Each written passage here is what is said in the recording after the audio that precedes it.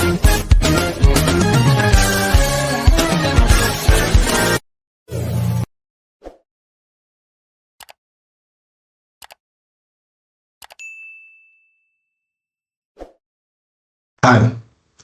Gabriel Josiah here.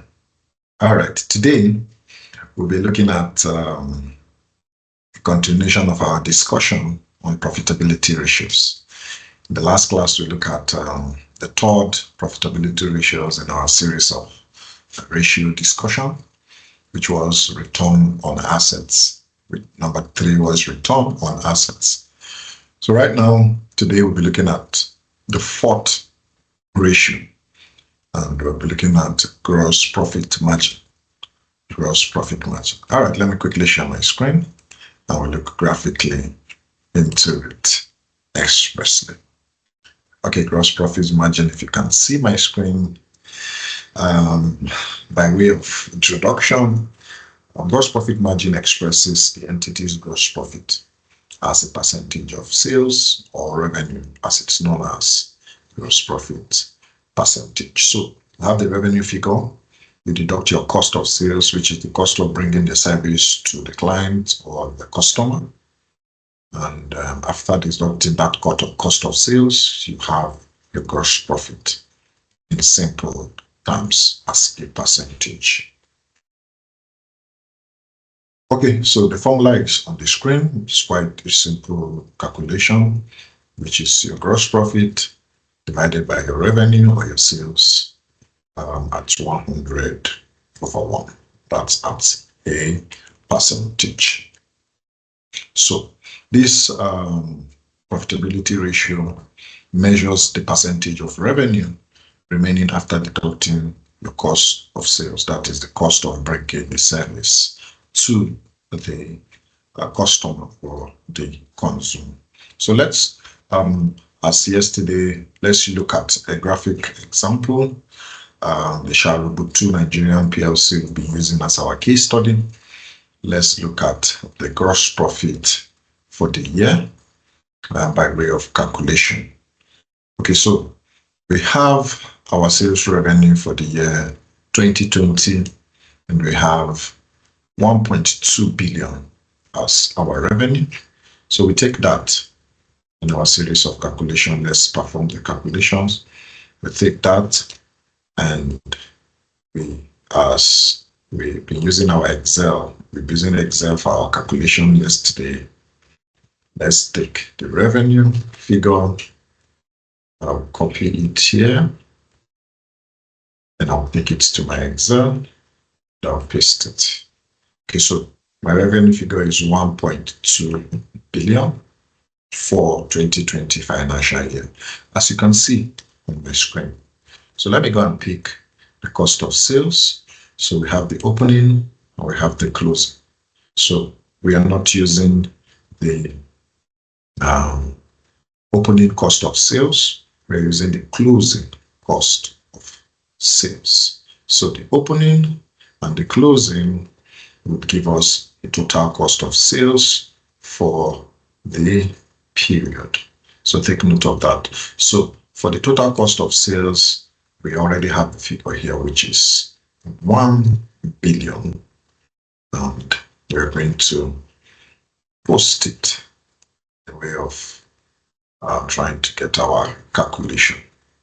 So 1.2 billion is the sales for the period, and 1 billion is the cost of sales. So our gross profit is practically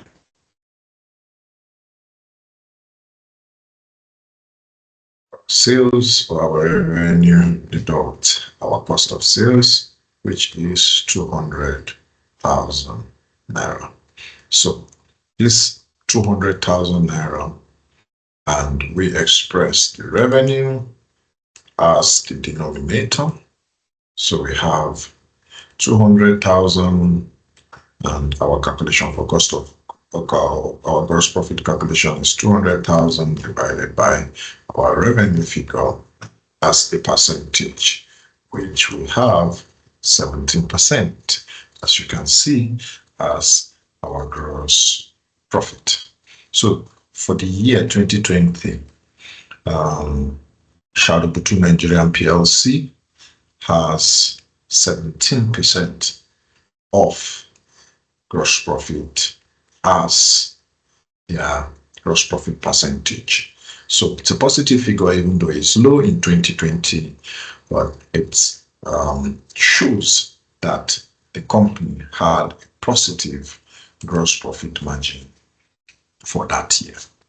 So this formula measures the percentage of revenue remaining after deducting the cost of bringing the goods to the consumer or the client that needs your service or product.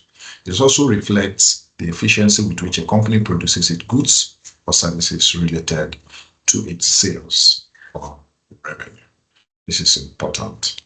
Now, the practical meaning of GPM represents the percentage of sales revenue that exceeds the direct cost. So the cost attributable directly to bringing the products to a reasonable or express use of the client is what is called our gross profit. Now, the direct cost associated with producing these goods and services is what is deducted from our revenue to arrive at our gross profit. It indicates how well a company is managing its production costs, which are direct costs relative to its revenue generation. So what are the implications of a higher or a lower gross profit? The implication is that a higher gross profit margin suggests the company is effectively managing its direct or production cost relative to its sales, which can indicate strong pricing power and operational efficiency. So the higher gross profit suggests the company is doing well, its cost of sales is reduced, or its production cost, its direct cost is controlled, is very low relative to the revenue it uses to generate from those production activities. Now, this indicates strong pricing power and operational efficiency. Conversely, a low gross profit margin would indicate that production costs are too high. So, for example, in Dandalama's case, you could see that 1 billion was used to provide a service of 1.2 billion. But this is quite high, saying that 83% of revenue is used to generate, is used as production cost. It's quite high, even though the bottom line of the result is still negative. There needs to be cost control, in my opinion, for this Shadibutu Nigerian PLC's gross profit margin for the year 2020. So going back to a lower gross profit margin could indicate high production costs, and also the company is not pricing its products effectively. So the product or services could be low, the price of the product or service could be low, maybe to attract customers or to penetrate the market, or it faces a competitive pressure affecting this particular margin. So what's the cause and effect? Let's look at the cause. The cause is if the profit GPM is high, shows effective cost control measures in production, such as lower material costs, labor efficiencies, or streamlined material manufacturing process. So this is the positive cause of a high gross profit margin. While strong pricing power, allowing the company to charge premium prices for its products or services, favorable market conditions that allow for high sales volume with controlled cost could be a reason for high gross profit margin. While the effects of high gross profit margin includes high profitability, increased resources to cover operating expenses, research and development, and other expansion costs. Now, this also attracts investors as it indicates robust profitability from core operations. Now, a lower gross profit margin may signal rising production cost or the need to reassess the pricing strategy. So where you have direct costs which are very high and your pricing strategies are not recalibrated, then we may need to look into the pricing strategies to ensure that the margin is comfortable for the company to continue running efficiently.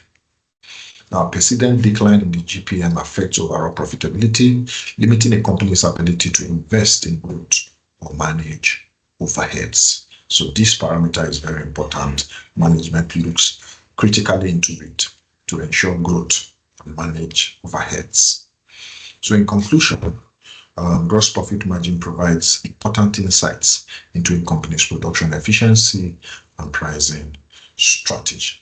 A strong gross profit margin indicates or suggests efficient cost control and effective pricing. So these two parameters are very important: cost control and how you provide pricing for your goods or services in the market. Why a low gross profit margin could indicate challenges in managing production or direct costs, and also pricing as a result of maybe stiff market competitiveness. So monitoring these ratios help businesses ensure profitability and sustain operational efficiency, which is very important. The business is there to provide value by solving problems. So in this quest to solve problems, we should also ensure profitability and sustain operational efficiency, which in turn impacts the long-term survival or going concern